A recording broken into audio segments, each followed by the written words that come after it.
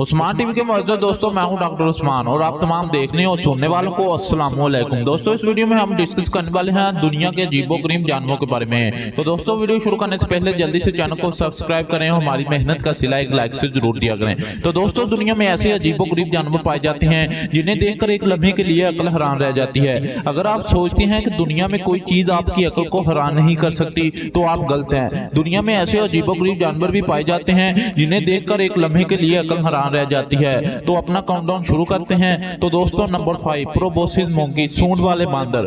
दोस्तों, जो अजीबोगरीब जानवर सिर्फ जनूब मशरकी एशिया के जजीरे बोरिनियो में पाए जाते हैं। इनका वजन तकरीबन 30 किलोग्राम तक होता है और इनका शुमार एशिया के बड़े बांदरों में होता है। हाथी की तरह सूंड वाले जो बांदर अमूमन झुंड में रहते हैं। नंबर 4 लंबी गर्दन वाले कछुए।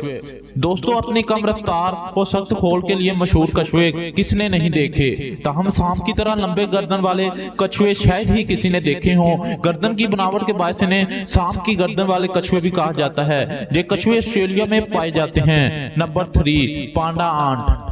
दोस्तों, सफेद और काले रंग के बेजार और खूबसूरत जानवर किसे पसंद नहीं। ताहम आपको जब जानकर हैरत होगी कि दुनिया में एक ऐसी चूंटी भी पाई जाती है जो बिल्कुल पांडा की तरह नजर आती है और इसी बुनियाद पर इसका नाम पांडा आंट रखा गया है।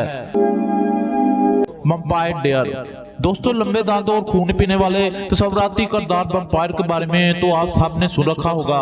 ताहम वैम्पायर डेयर यानी वैम्पायर जैसे दांतों वाले हरन के बारे में बहुत कम लोग जानते हैं। इन्हें मिस्क डियर भी कहा जाता है। ये हिरन छोटी नस्ल के होते हैं और इनका वजन तकरीबन 20 किलोग्राम होता है।